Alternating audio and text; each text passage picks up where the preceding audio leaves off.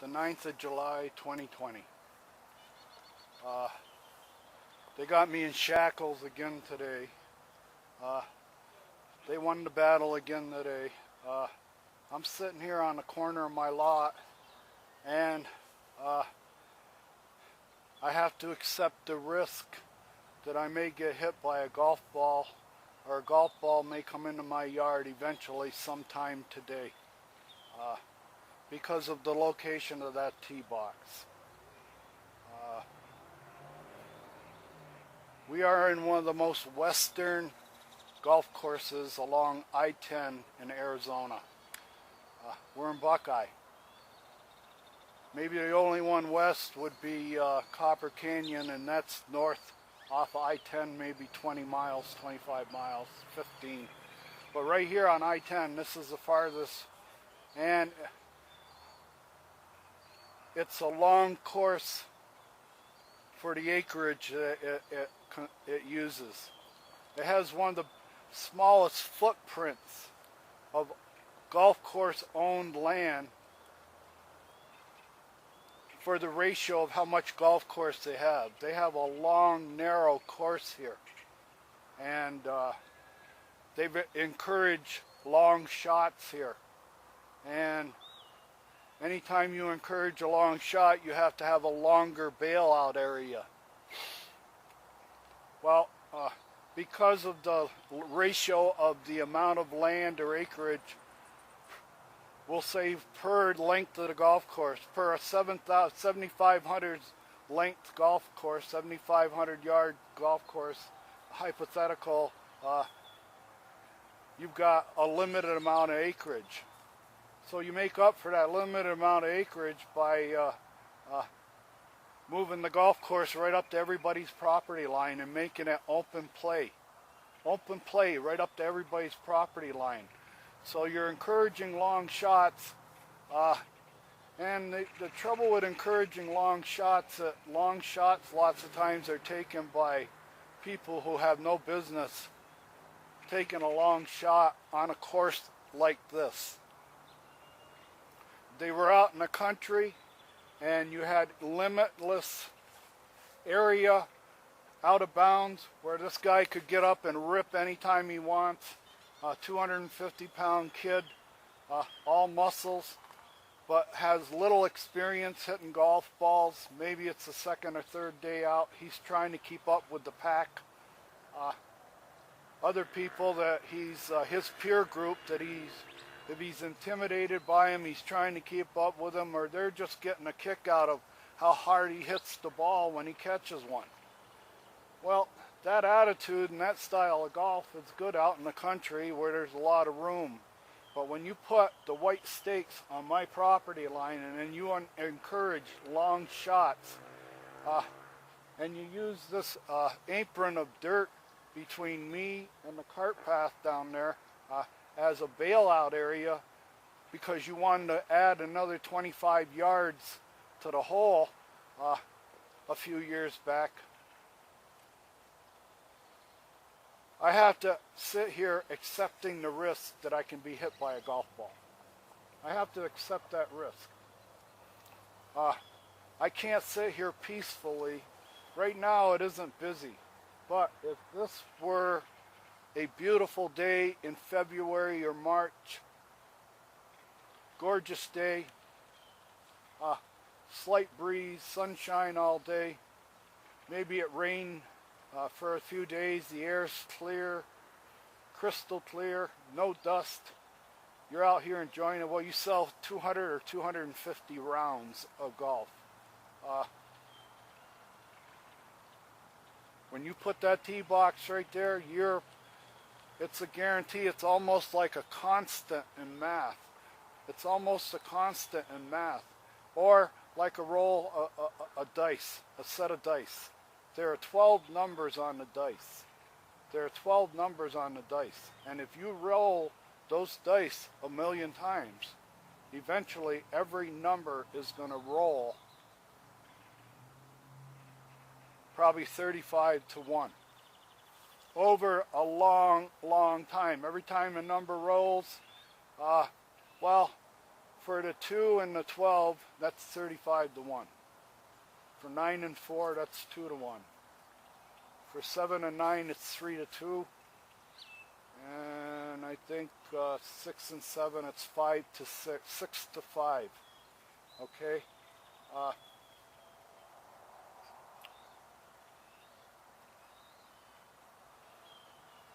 So what I'm trying to get across to you is, if you put 250 people on that tee box on a busy day, and they're all swinging for the fence, every one is a homegrown swing, a spasmodic lunge at the ball, a rocking motion. I see so much rocking motions.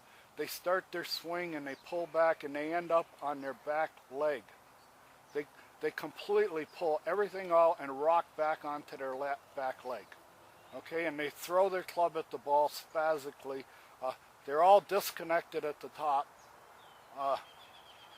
It's bound to happen that if they lose focus where the ball is with all that motion going on, and they hit one on the toe, how much time am I going to have to react before I get hit in the head? If I have a guest out here and we're sitting on, you got to understand, this is the first baseline to Ebbets Field, 1955. All right, I bought a seat in stadium golf. This is stadium golf. This is where I have a front row seat to every shot hit on the 6th hole.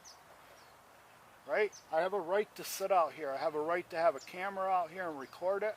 I have a right to patrol my property and keep golfers off it.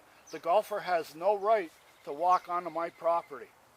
But over the years, the way the tribal knowledge and the protocol and just this old world towny way of playing golf, anything goes, no marshals, you make your own rules, the inmates run the asylum. I have to deal with mediocre golf day in and day out. And most of that mediocre golf, I would say at least 2 out of 5, we'll say 20% of golfers that hit that tee hit more than one ball. Especially young people. The old guys, they don't have to hit another ball. They've been playing golf for so long that 30 years of playing golf or 40 years of playing golf, they finally figured out, we're not going to play the black tees, we're not going to play the gold tees, we're going to try to help our handicap out, we're going to play the senior tees, okay, we're going to stay within our circle, our compass circle here. We're not going to try to be more golfer than we are. We're not going to circumscribe our ambitions out here with these golf clubs. We're a beginner. We have no business being back on the black tees. I don't have to worry about those guys. It's the young guys, the beginners, the guys that are 25 years old and they bring they got almost a 30-yard walk from the cart to the tee box for the gold tee on most days. And they sit up there and they wait. They've had to wait 10 minutes because everything is backed up here. They've waited their 10 minutes and they finally get their shot, and it's a spasmodic lunge. You can tell the way they tee it up, the way they're setting up the shot. You can tell this guy, he's not even a high handicapper. He's a beginner. He doesn't even have a handicap. He's out here as a beginner and he's on the gold tees, and you see this guy take 2 or 3 wicked practice swing where he's swinging for the fence, and gets up there, and the first thing he does is he takes a huge beaver pelt divot behind a teed ball. The ball goes straight up in the air, lands on the bank in front of him, and rolls into the pond, okay, or into the lake. And if I've seen it once, I've seen it 1,000 times. Now he has to walk back to the cart and get another ball. A true beginner golfer. And I see sometimes where 3 out of 4 people hit a bad shot the first time and had to walk back to their cart and get another ball. I played golf for what, 55 years I played golf, on and off over the years. I learned very early that this is a tough game. You should always have an extra ball in your pocket, always. You don't always hit the shot straight.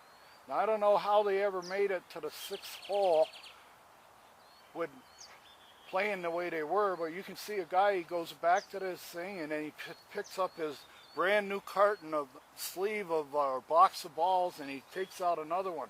With his game, I don't know how he ever made it to the 6th hole with his game without learning to have an extra ball in your pocket. Well, that's my little spiel. That's because I've played a lot of golf. And another thing is, I didn't get complacent or comfortable playing with the same people day in and day out. I got used to their routine, their play, their speed of play, their style of play, their way of scoring, stuff like that. I overlooked when they didn't call a shot on themselves. I just overlook it. When you see one hit one out of bounds, you par the hole. He hit one out of bounds off the tee, and he takes a 5 or a 6, and you see him put down on the card a 4 for him, a par. Well, what do you say? This is your golfing buddy. If he wants to take par for a hole he didn't par, fine. But you get used to each other. I never had that relationship in golf. Every time I went to play golf, I went alone. And I put my name on a list of whatever grab bag of mix of personalities and players that I had to deal with. I've dealt with people that were out there drunk. I've dealt with people that were out there that had no clue. I've dealt with people who were totally out of shape, that if they got in a sand trap and had to hit one from a sand trap, it took them a half an hour to get out of the sand trap and rake it. They were so out of shape, they were puffing. You have to deal with it. I played on courses where it's so backed up with play like that, the people start hitting up on you. You're on the par 5 and you're on the green on the par 5, and they can see from the tee that it's been stacked. That par 5 has been stacked when they got on the tee. First of all, they had to wait to get the tee. The group in front of them now is out there waiting. The group that's around the green is waiting, and the group on the green is taking their sweet time putting out. Like every putts for the U.S. Open, they've got the whole field backed up behind them. I've been in groups like that. I was in a group like that on a par 5 one day, and I was with a father and his son who were a duplicate of each other, and they were very, very rotund. They might have had a metabolic problem or something, but they were very overweight and they got winded very easily, and there was traps around that green. And the young man was hitting it from one trap across the green to the other because he didn't know how to play. He had no lessons. His father brought him out. He thought, well, we'll just go out and play golf today. Well, I got in that group, and when we finally got off the green after all the monkey motion on the green, people waiting out in the fairway, when I was ready to putt, I heard a thump hit about 15 yards from me. Okay? The group behind me was sending me a message, move on. And I wasn't taking a lot of time. It was finally my turn to putt after all the monkey motion with amateurs, and that was the group I was stuck with. I couldn't get out of it. I showed up to the golf course, put my name on a singles list, and that's who I went out with. Okay? Well, anyway, the next tee is the 9th tee anyway, and it's always a bottleneck. No matter how fast and efficient you play that par 5, the 9th tee coming home is always a bottleneck.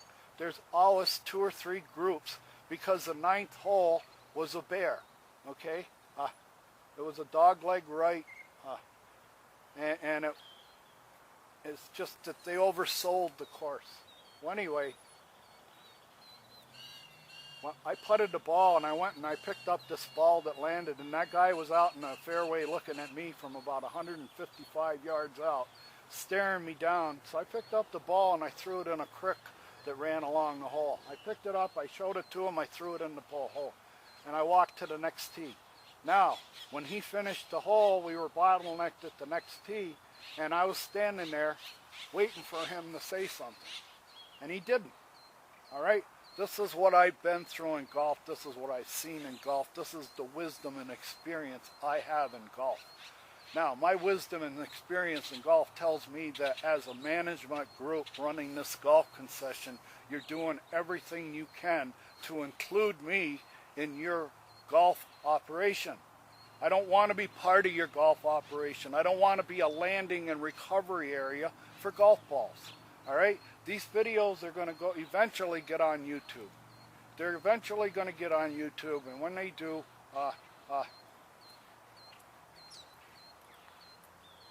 I'm pleading with you. This is the summer of coronavirus 19, Corona 19. Okay, the whole nation is upside down on fire. We're in lockdowns. We're not in lockdowns. People are using masks as a political statement. I support Trump. I'm not going to wear a mask. You know who the Republicans are in Arizona. They don't wear masks. Okay, the Republicans refuse to wear masks. They don't get it because they're open, bucolic country. Lot of space, a lot of elbow room type people, and they're used to having a lot of elbow room. They wouldn't make it in New York. They wouldn't make it in anything that's an urban setting because there are rules, there are protocols to urban settings. You don't step on other people's toes. You're stepping on me right now.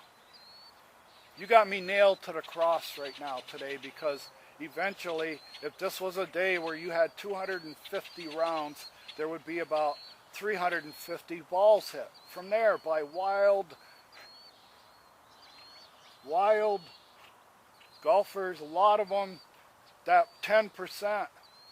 If anybody was in the service, I was in the Marine Corps. We always talked about the 10%. You got that 10% of golfers that are going to walk onto that tee, and that 10% makes me the hot zone all day long.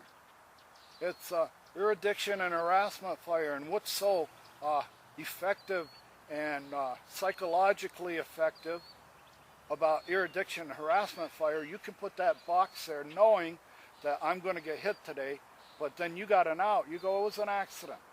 They happen. Of course it was an accident. All right?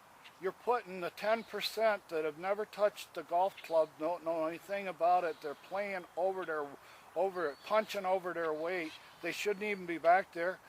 They should start out on the executive tees, and then they probably shoot 105 from the executive tees if they played them all day. All right? They have no skills. And whenever one of them has a mislaunch and it hits my windows or comes in my yard, I'm expected to turn my other cheek and go, oh well, I don't mind buying another $700 solar panel, or I don't mind having to buy an $800 window, or I don't mind people walking on my patio. When I walk out into the kitchen one morning, there's a guy flipping over chairs on my patio looking for his golf ball. That's happened. And when you open the door, the first thing the guy says, he's politically correct. He thinks he has the white privilege to be politically correct to me, the landowner, and I have the right privilege to tell you that I'm here for my golf ball. And you should leave me alone. All right? I'm sorry. I'm here for my golf ball. Now leave me alone. This is the white privilege that I have to deal with here in Buckeye on this golf course. All right? This spiel goes on and on. I could go on for hours. I've been doing it now for about 5 years on camera. I have them all ready for YouTube. As soon as these houses sell, they're all going on YouTube. I'm going to get in a safe place on an island in the Pacific someplace and start putting these things on YouTube. This is redneck golf. This is golf used. This is a golf concession squeezing me out. All right, yeah. Why don't you make that green a little more difficult? Put a couple of pot bunkers right in front of that green, and then shrink the green. Move the green to the left, more toward the water. Make that little peninsula out there to green. Take that green and move it out to the peninsula and have a little bridge going out to it, and then give them a 110-yard shot to land on a green that's like 25 yards in the circle. And it's an inverted saucer, what they call false front. It's got 360 degrees of false front that roll into deep bunkers.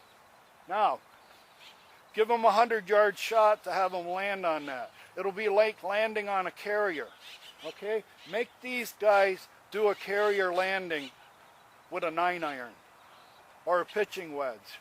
You're taking it back there on the corner. You're making these guys hit fairway woods, drivers. Some of these old guys playing a senior thing have to hit driver to get it 135 yards to the green. I see it all day. And then they're aiming right and they're playing the bank up here. They're playing the bank up here.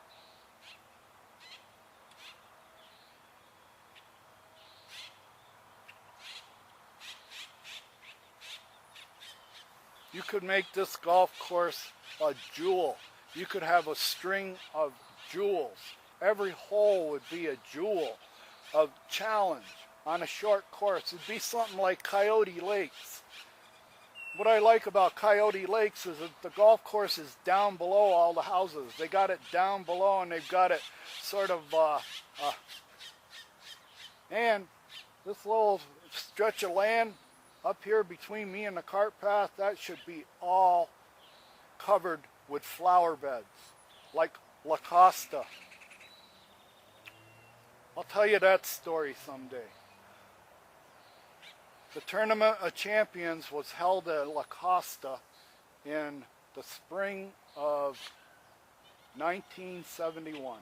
It was about January or February when they were doing the West Coast tour, when they were doing Pebble Beach. Well, during that tour of the West Coast and Hawaii at the time, Pebble Beach, they had the Tournament of Champions at La Costa. And every hole in La Costa, from the cart path up to the houses, was nothing but flowers. Flowers. Beautiful, beautiful beds of flowers. So if a golfer lost the ball up in those beds of flowers, he didn't go after it. He had to throttle back, okay? There's no throttling back here. You've got this no man's land up here that you don't maintain. Oh, wow. Oh, wow. I got a turtle. I got to stop all this. I got a turtle walking up to my... I got to stop this right now. I hope I can get him.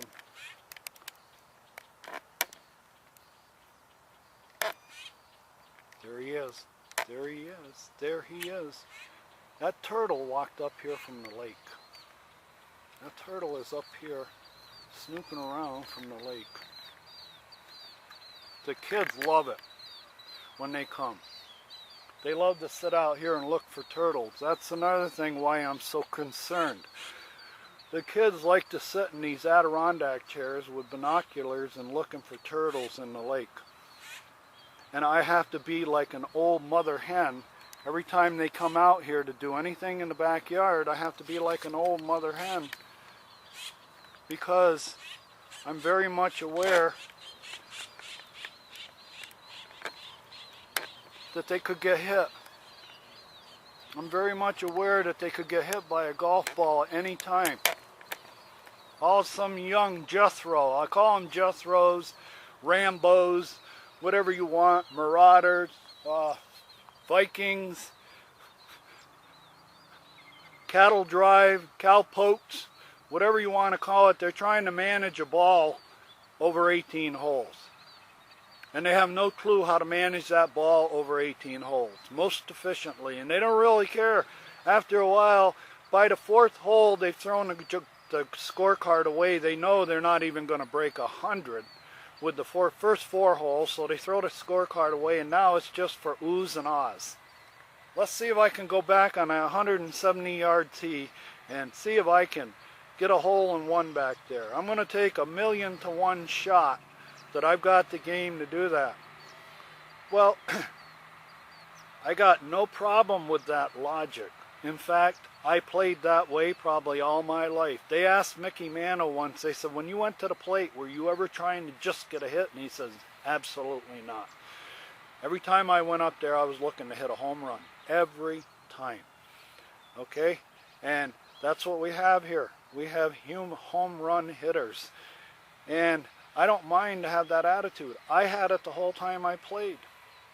I want to play as much course as I can. I really don't care what the score is. I don't play for... I want to enjoy the whole course. If it takes me 9 shots to get in a hole, so what?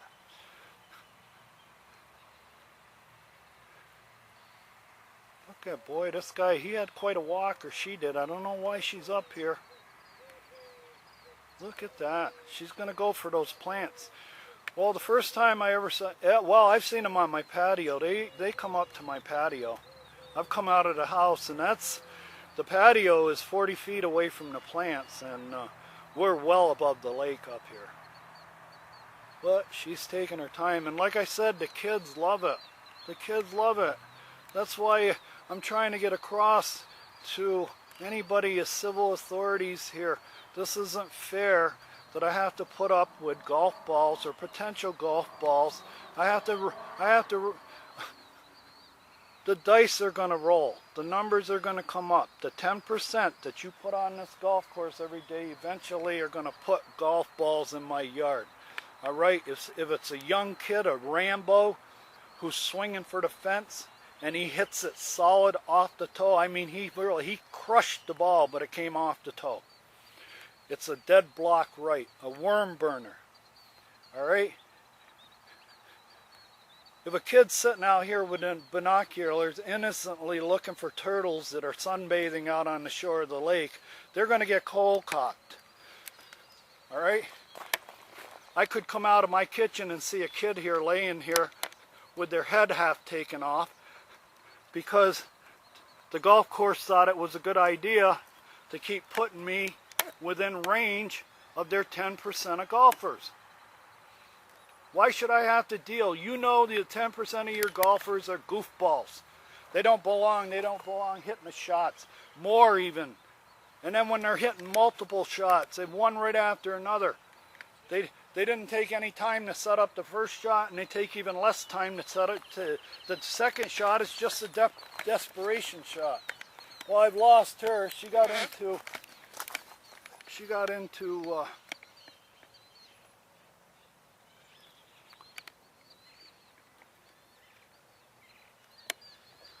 now I look forward to this dialogue every day for the next 20-25 years, if I live that long. I can't wait until I got all my chores done here on my lot, trying to fix it. When I get all my chores done, I'm going to be sitting out here daily. Okay? I shouldn't have to put up with this.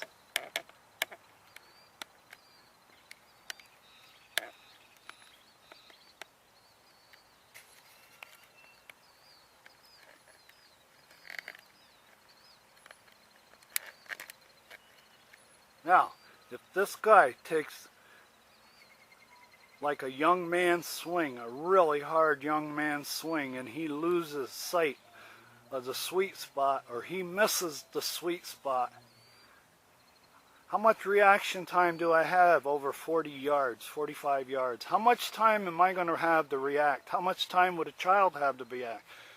I mean, why should a child who's on my property that I pay taxes and dues on, this is my private property, but I can't enjoy it, or I can't let the kids enjoy it right up to the property line like the golf course enjoys. The golf course enjoys property rights right up to my property line. They're telling every golfer on the tee that you can land the ball up to his property line and still be in play. Now, If you're going to use that logic for one side of the line, then I should be able to have any kind of group gathering, any kind of guest. I should be able to sit out here on this corner with a camera all day long and not have to worry about getting beaned or having to worry about somebody trespassing on my patio. None of you people seem to get that. You're so white privilege in golf, and then when I do approach somebody, I've got this young 25-year-old blonde-haired, blue-eyed Mormon staring at me going, "I'm sorry, I'm just looking for my golf ball." I have the white privilege to give you this stupid excuse when I walk onto your property like I own it.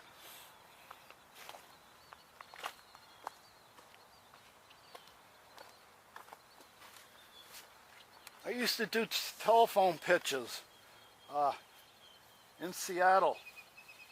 People used to love to follow me after I was in an office. We had 2 offices. And when I was in one office for one day, the people used to love to follow me because the next day people would just come in. They'd go, "It's Seward here. It's Seward here. It's Seward here." I pitched them so well on the phone for our services that anybody followed me up. They'd put me in an office for a day and then they'd follow it up with a loser, all right? Some kid that had a good rap, but he was there to service the counter. I was pulling them in with the phone with my pitch. And I'm hoping that every morning, sitting out here, that my pitch just keeps getting better and it resonates with some people in the community. We all share this. Everybody that lives on Sundance shares this.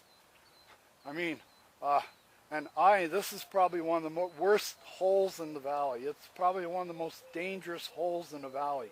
It's a sleeper. And when I have a video, or I have a YouTube conversation with Andy where I said, "Andy, you were in a group to hit my house."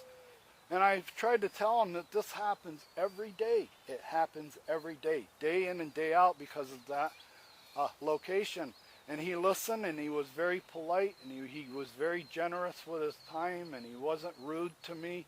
If you can hear on the tape, that's exactly the way it went down. I couldn't believe he let me get as far as I did, but I think as a golfer, I was making sense to him. I tried to tell him, if you've got a big boomer hitting a soft fade, he's crushing the ball off a trampoline face. He's got a hot ball, he's got a hot club with a hot shaft, and he's crushing it. But he's got a little tail on the end of it, a little fade. He doesn't know it because when he goes to the driving range to hit that 1 or 2 balls with his favorite driver, he crushes it, but there's a huge February morning, 6 o'clock in the morning, February wind, about 5 or 6 miles an hour on the ground. In the air where his ball, he's setting at high fades. When that ball gets up there, so he goes to the driving range and it's coming out of the east. So any fade he got, he crushes one. The first 2 he hits, he crushes them. And he goes, "I got it. My driver's working today. The big dog's going to eat all day. I just crushed one straight down the middle." He didn't crush one straight down the middle. That high fade got knocked down by a 20-mile or 25-mile cold, dense, hard February morning wind. All right? So he didn't crush it. Okay? Right, he didn't hit it straight. Now he gets out on the first hole, first thing, crushes another one. Right? And I'm gonna say this right now. I've said it long before. It's one of my jokes. What's the hardest shot to recover from in golf? What's the hardest shot to recover from in golf? A long drive straight down the middle. Think about it. Well, anyway, he crushes one on the first hole down the middle. He hit a high fade, but he didn't see it because it got knocked down by this hard, cold, forceful wind out of the northeast, east. So he gets up, pars the hole, or birdies it, whatever. Gets on the second hole, and he's got the wind directly at his back. Directly at the back, he's got this hard, cold February wind directly behind him, and he crushes another one right off the, I mean, everything into it. He let it eat. And he hit a high fade, and he cleared the corner, or We'll forget about the third hole. They're hitting an iron.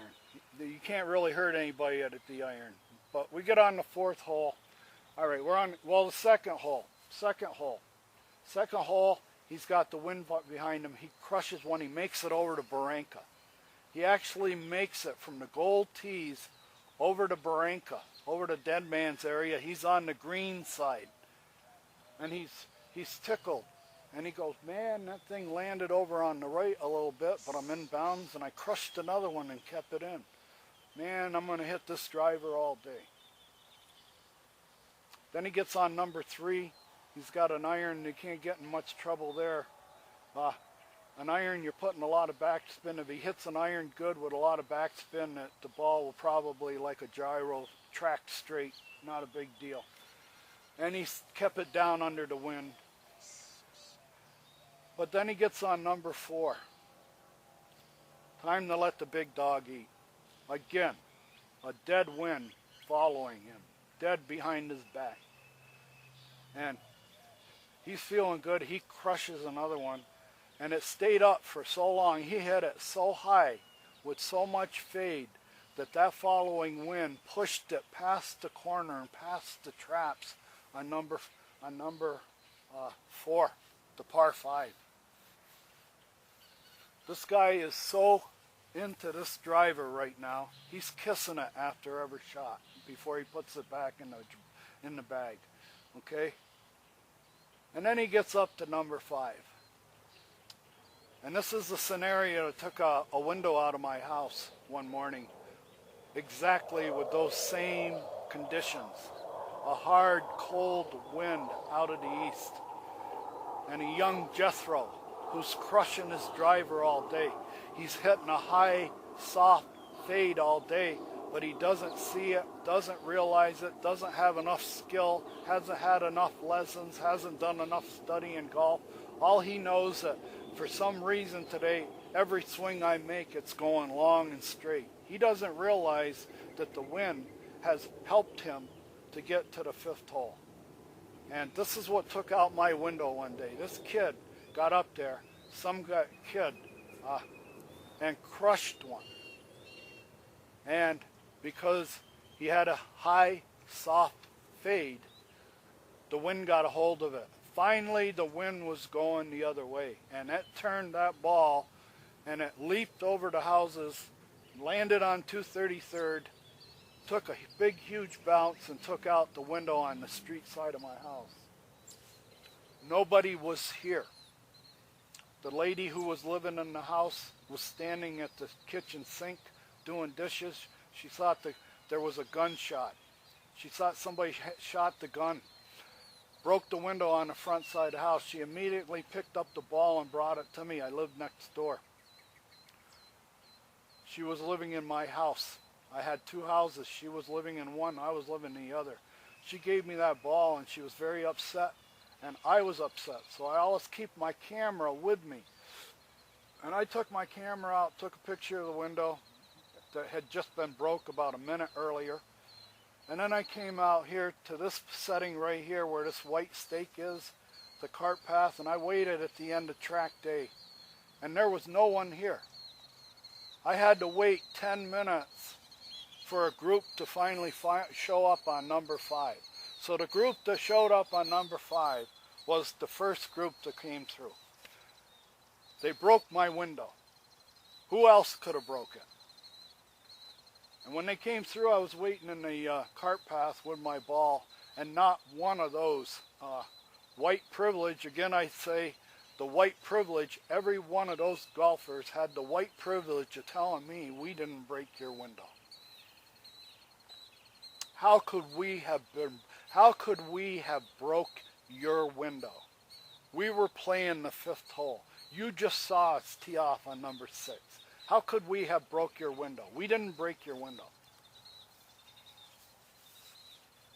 And they laughed. I kept the camera on them. They were laughing as they left the hole. Those 4 guys, when they left the parking lot of Buckeye, they left with a smirk on their face saying, our white privilege kept us from being honest. We told the white lie. We told the white lie. We told that owner whose window we broke, playing recklessly, driving, what I call driving recklessly, all right? Drunk with your own power, drunk with your own accomplishment. You're crushing the driver. You're not going to back off it.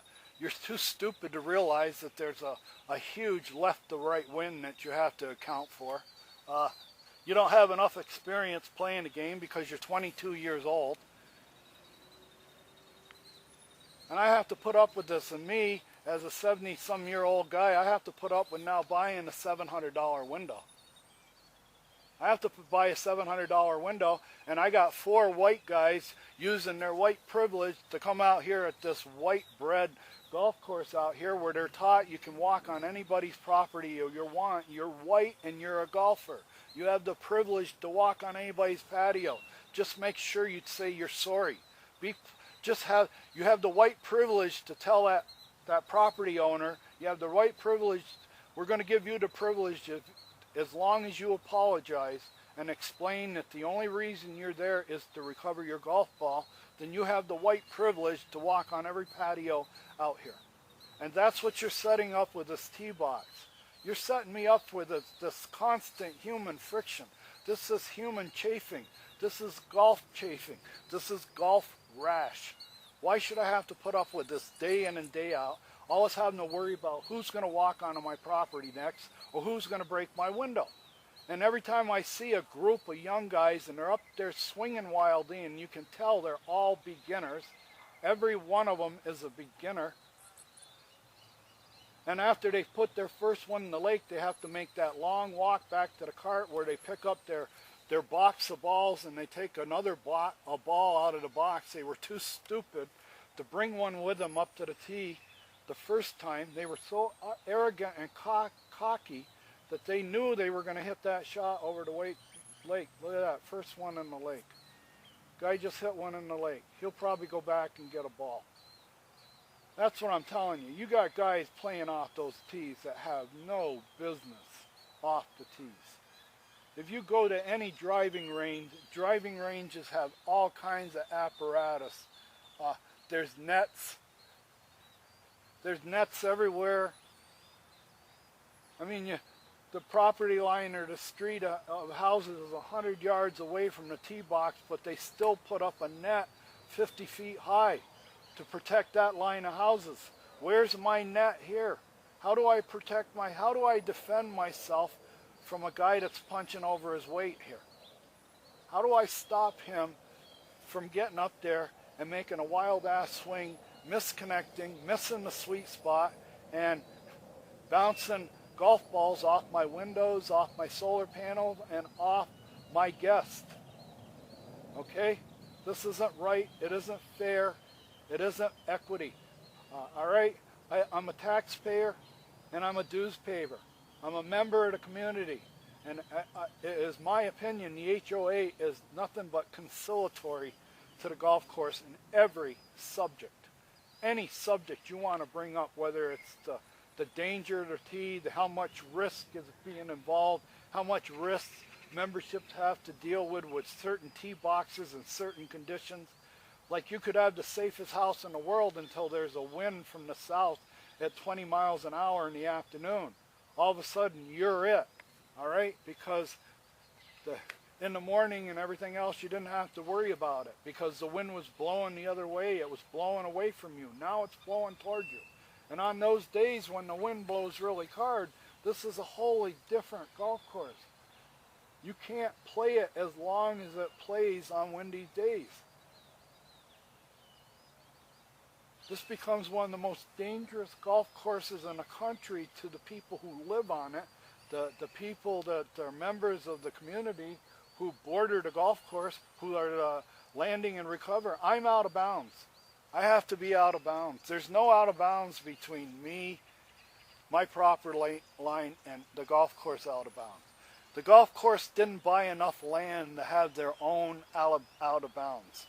There's no DMZ between me and the hordes of Vikings who walk down my property line.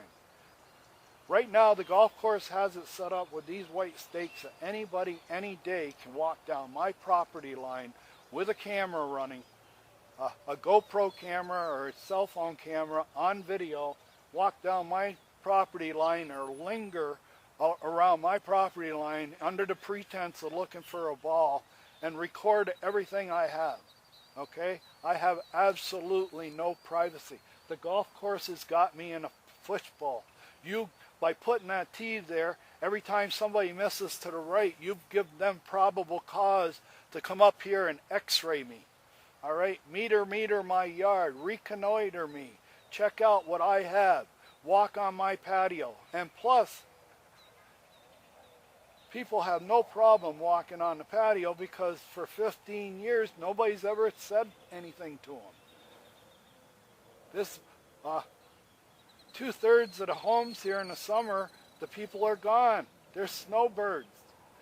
So every golfer says, nobody's home. Do you see any patio furniture out there? Does it look like anybody's home? All the windows are closed up.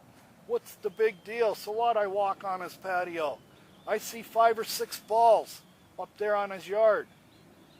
If the rest of the people in the field want to be honest, I can't believe people keep walking by this thing and they leave those balls there. Well, I'm not going to leave them there.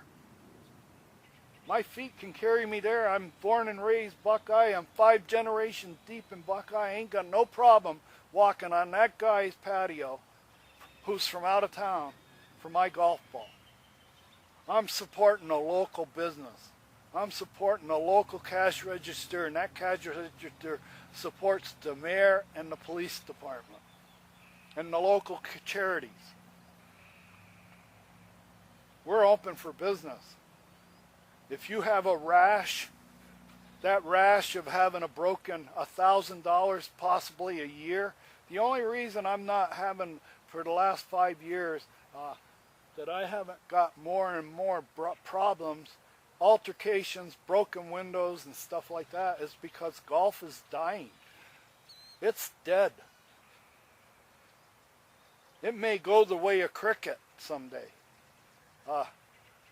It's too long, it's too slow, and you're feeding into that. You're feeding into that golf negativity with what you're doing to me. You're using your business as a weapon. It's malice. It's malice. We know that we're going to put balls in your yard, and we consider every ball that crosses your property line an accident. They're all accidents. Every one of them's an accident. It's an accident, and the reason it's crossing my property line is because that tee box is too close to my property line. You're including my property in the playing area of the golf course. You're making me out of bounds. If you were to take this hill and fill it with flowers and shrubs so that anytime a ball got hit up here, they'd have to go through flowers, shrubs, and cactus to get up here to get to their ball, they'd think a little different after the tee. All right? They'd think if I miss anything to the right of the cart path, but because you want to have a long golf course that you can have a 177-yard hole on a par 3, and that looks good on the scorecard, you have to include my yard as out of bounds for some wild golfer who's punching over his head. Punching over his weight. Here we go.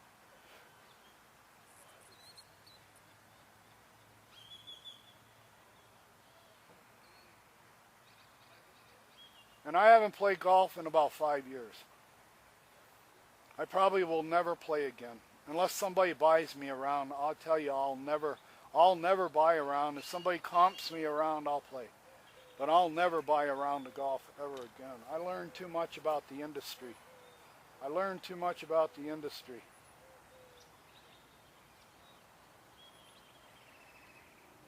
Look at this guy. He's not even going to use the tee boxes. He's not even going to use the tee box. He's going to tee off on his own over there. White privilege. White privilege. I don't have to use the tee box that they assigned to me. I want to use this one. Like I said, the inmates running the asylum. There's a newbie swing. How's that for an arm swing? A newbie arm swing, arm and hand swing. There was no turn there. That was all arms and hands.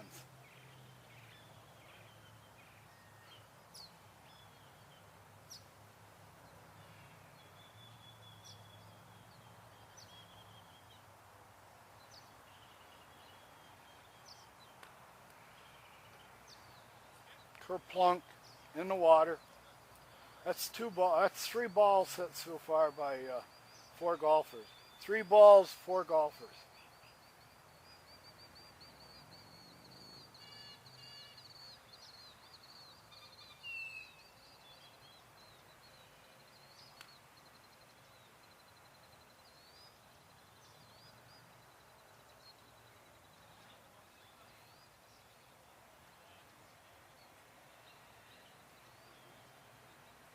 Here's Mr. Hands and Arms. Nice practice swing. Now watch the mental fart. The hands and arms will take over. Now, any miss hit. You think that guy had the power if he missed the sweet spot to tow one and put one in my yard in about half a second? How fast do you think he could get a ball moving? Miles per hour. So far we've got 6 balls and 4 golfers. Here goes the 7th ball and 4 golfers. 4 golfers, 7 balls. And every one of them was punching over his weight. Every one of them punching over his weight. They didn't have the shot in the bag. 7 balls and 4 golfers. And when you add the 10%, like if you go every 10, every 10th one is going to be a miss hit to the right of one kind or another. I'm in the hot zone. Interdiction, harassment fire. What's so effective is I don't know when I'm going to get hit, and you don't know when I'm going to get hit. You tell the police, we have no control over when he's going to get hit. Every time he gets hit, as far as we're concerned, it's an accident. All right? We don't control it. Those are individual golfers. It's up to them to make the choice. You set up the course. You set up the course where individual golfers do not have the intelligence, the wisdom, the experience, the brains, the care, the know-how, and they don't have the responsibility, because nowhere on the golf card does it say we're responsible for property damage or personal injury. You're not going to find it on the scorecard, so grip and rip. Who cares? It isn't going to cost us a thing if we take out one of his windows. All right? Plus, if we put one up there, if somebody in our group puts one up there, I'll gladly go up there and I'll walk down that whole property line looking at everybody's yard, because I've done it before, and one time I was up there, I found 15 balls out of 3 yards. So I'm up there collecting eggs. Don't worry about it. If you hit one to the right, I'll go get it. No problem. I'll drive my golf cart up there and I'll drive right down that guy's property line, looking in his yard, and whenever there's a golf ball, I'll stop and get your ball and anybody else's ball that's up there.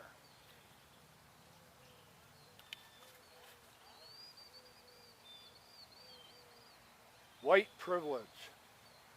White privilege. I miss San Francisco so much. The diversity, the different colors, cultures, the different mix. People from other parts of the world. Intelligent people. All I got here is white Americans waving American flags and it's stepping on my property.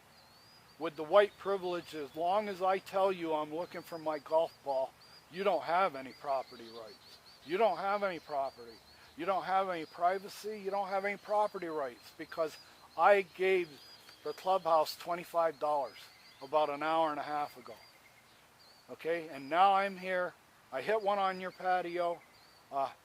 I'm sorry, but that's my golf ball. Take it or leave it. This is the white privilege I got to deal with out here in Buckeye, Arizona. The people on the East Coast, You might have came out here for a weekend and you fell in love with the weather, you fell in love with everything, but there is an undercurrent of resentment for people who are from somewhere else. Somebody who speaks a different language. And heaven forbid you should challenge any social order that's been crafted over the years out here. This is a social pyramid that you're crafting out here. You're trying to get rid of me. I'm going to be here making videos every morning. Now, I'm going to leave this on. I'll let the camera speak for itself. Okay? I got things to do. But as I get older, I'm going to have a nice little sitting area, a little perch out here on the first baseline for the rest of my life. I got a box seat in stadium golf. All right?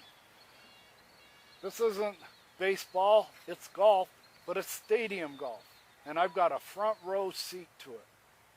And I have a camera, and if I want to take video all day of every golf shot hit off there, I can. If I want to sit here every day and watch every golf shot be hit there, I can.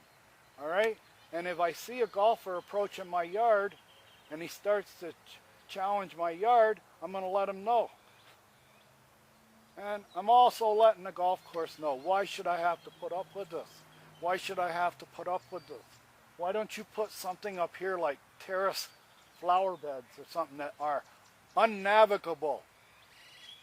That anything from the cart path to my property line, unnavigable. How about throttling back this golf course? How about putting some craftsmanship and wisdom into it? How about putting some goodwill in it for the people who live on the golf course?